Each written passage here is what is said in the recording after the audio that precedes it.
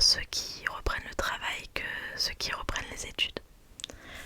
Je suis vraiment contente de vous faire cette vidéo. Ça faisait un mois que je n'avais pas tourné. Donc là, je vais reprendre tout doucement. Donc je vais commencer avec cette vidéo où il y aura principalement du tapping. J'espère ne pas trop me regarder dans le retour écran. Mais vu que ça fait un mois que j'ai pas tourné, peut-être que j'aurai le réflexe de regarder. N'hésitez pas à me dire dans les commentaires ce que vous avez fait pendant ces vacances. Moi, comme je vous avais dit, je suis allée en Corse pendant une semaine. J'ai passé des super vacances. J'étais déjà allée en Corse une fois, mais j'avais pas vu grand chose. Et j'étais restée beaucoup moins longtemps. Et pour ceux qui n'y sont jamais allés, vraiment je vous le conseille. La Corse c'est magnifique et il y a vraiment plein de paysages variés. Donc je commence avec un petit coquillage. Je vous l'ai même pas présenté. C'est même pas un coquillage que j'ai ramassé cette année. C'était une année où j'étais partie en vacances avec ma soeur et du coup on avait ramassé des coquillages. Donc j'avais mis tous les coquillages dans un pot en verre pour m'en servir comme décoration.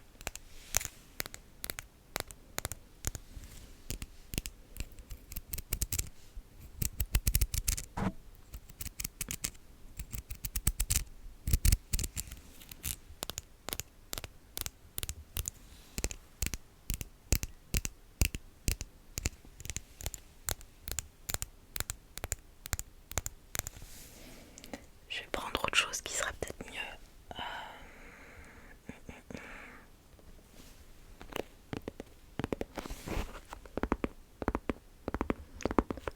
Donc c'est une boîte pour les lunettes.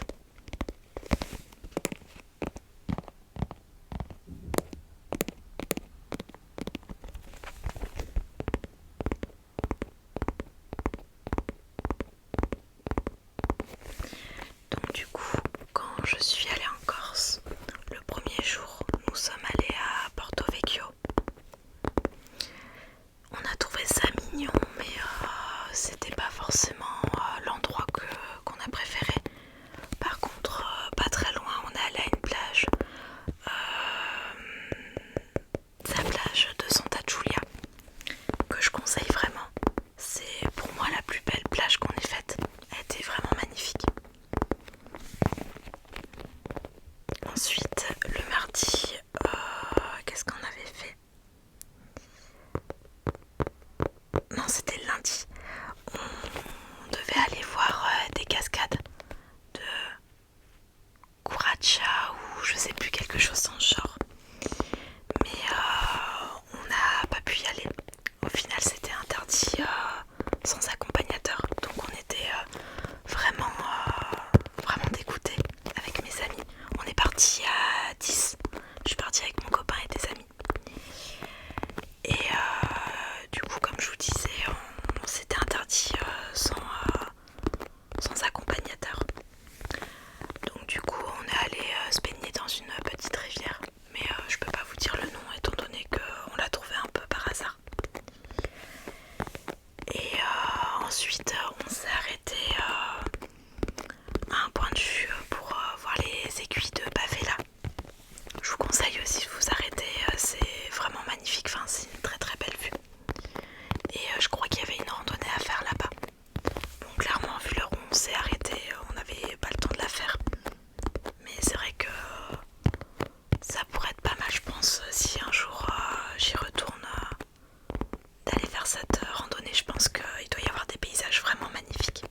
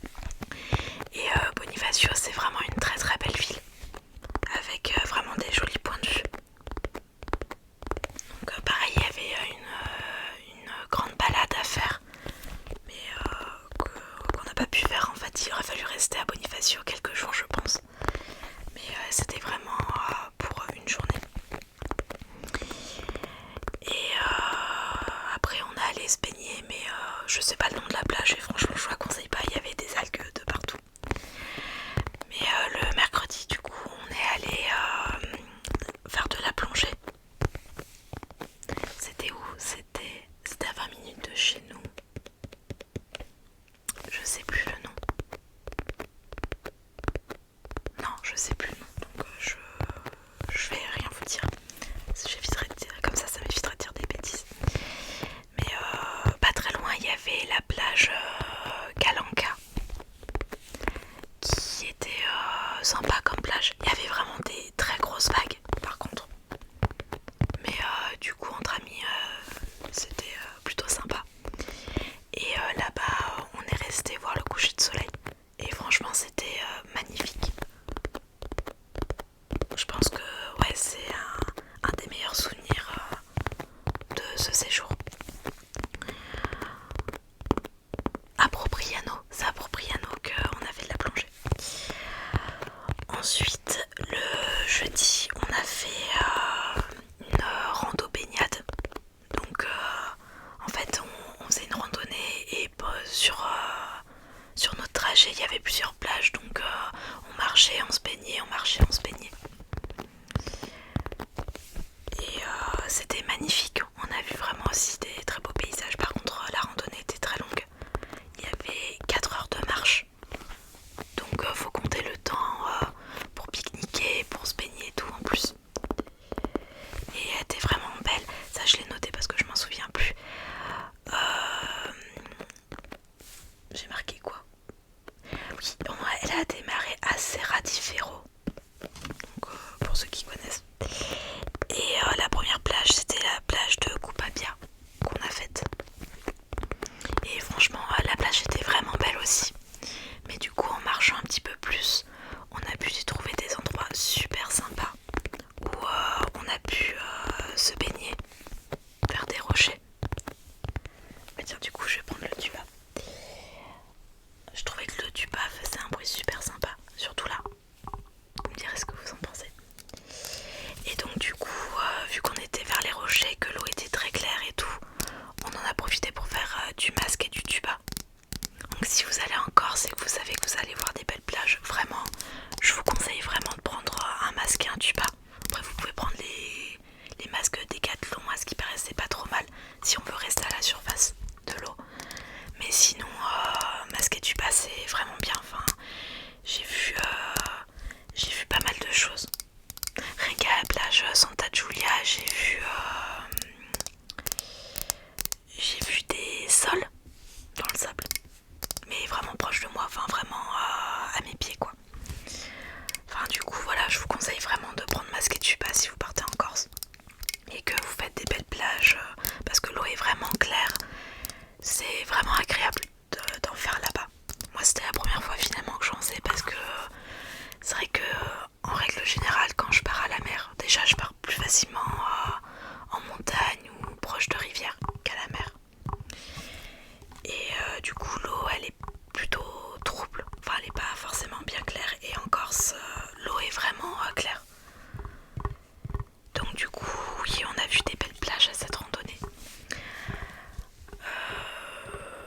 Elle était vraiment magnifique, on a vu une tour, mais par contre je pourrais pas vous dire le nom de cette tour, mais on pouvait monter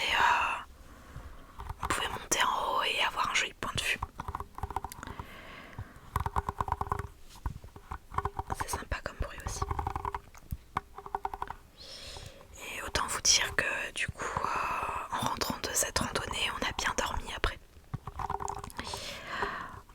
Ensuite du coup le vendredi c'était notre dernier jour vraiment en Corse. On partait le lendemain et on partait je crois qu'on est parti de la maison à 7h du matin.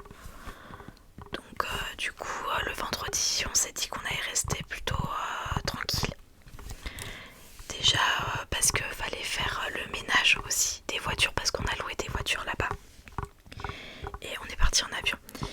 Et fallait faire aussi également le ménage de la maison. On a trouvé une maison sur le Bon Coin, donc pour 10 personnes, qui était vraiment vraiment top. Avec une magnifique vue sur la terre, enfin quand on était sur la terrasse. Et avec une piscine aussi. Donc c'était agréable le soir quand on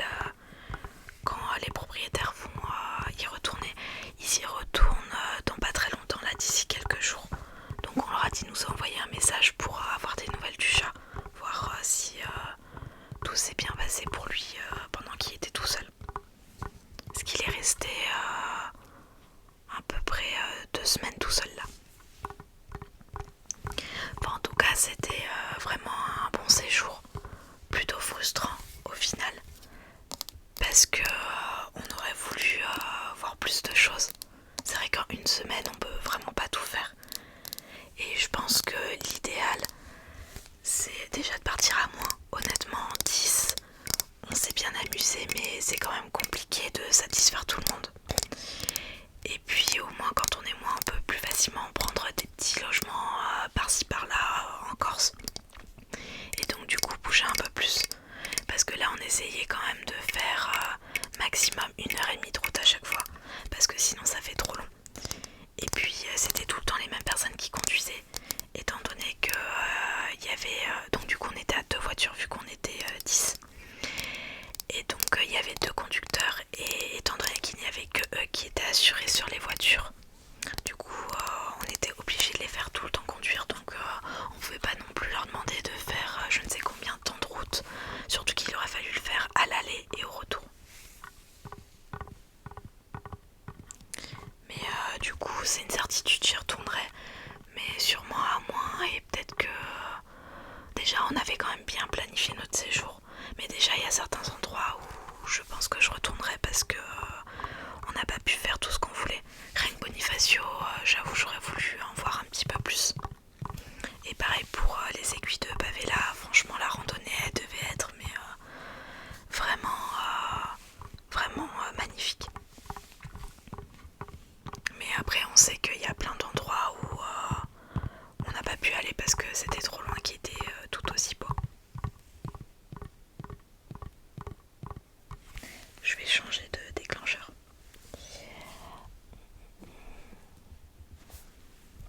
Ceci c'est un bracelet qui est à ma cousine que je dois rendre depuis bien un an, même un peu plus je crois.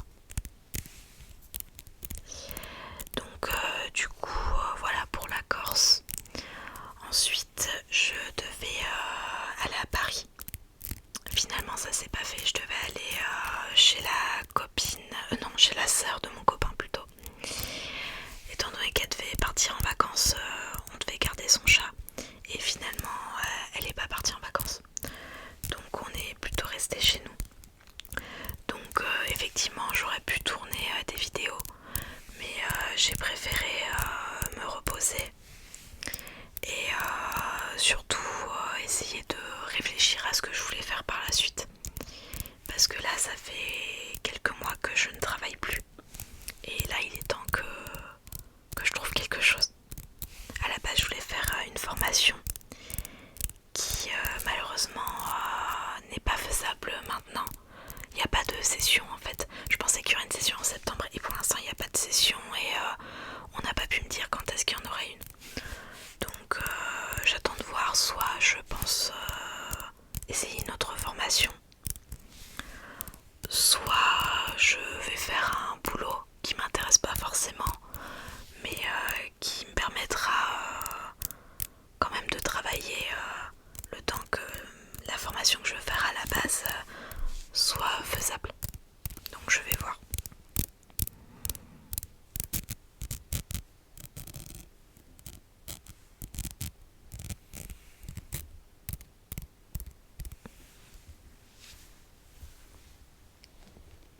Je voulais vous parler aussi de ce livre, enfin très brièvement.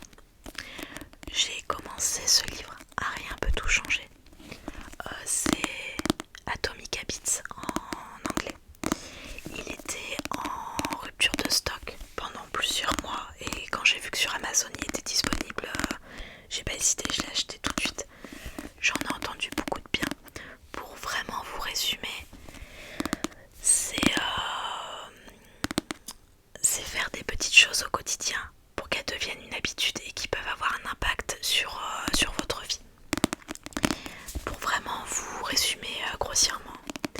Et du coup je voulais vous demander si ça vous intéresserait une fois que j'ai fini de lire ce livre, si vous voulez que je vous en parle.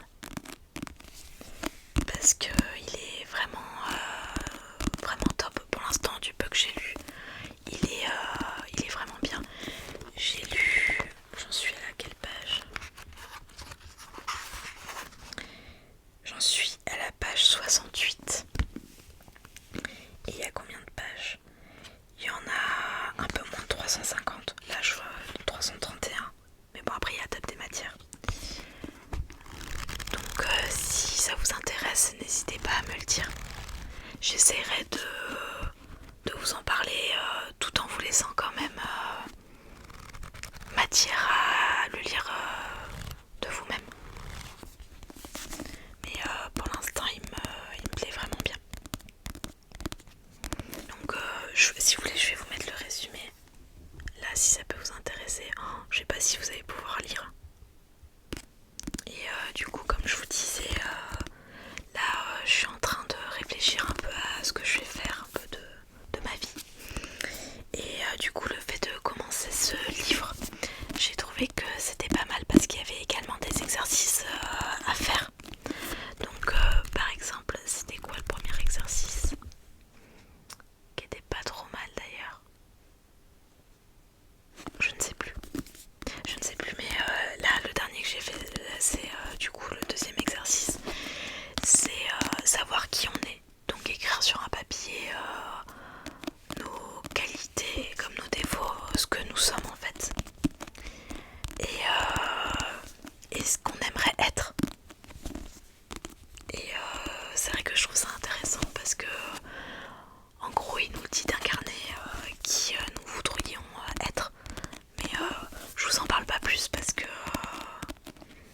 ça fera sûrement le sujet d'une vidéo. Mais c'est pour vous dire que même là maintenant ils m'aident pas mal. Ça m'aide pas mal de faire les exercices que James Clear propose dans son livre.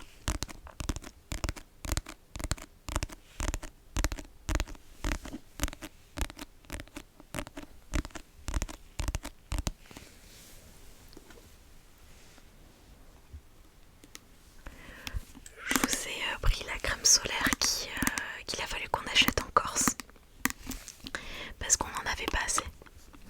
Mais n'empêche qu'on est très content parce qu'on a quasiment pas pris de coups de soleil. Ou en tout cas les coups de soleil qu'on a pris se sont transformés en bronzage dès le lendemain ou le surlendemain.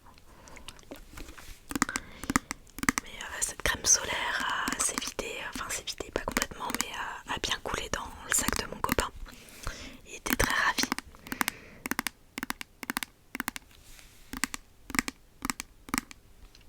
Mais j'avais essayé de prendre une crème solaire qui était pas trop mal, SPF 50, qui respecte les océans et vegan. Mais honnêtement, j'en ai essayé des beaucoup mieux.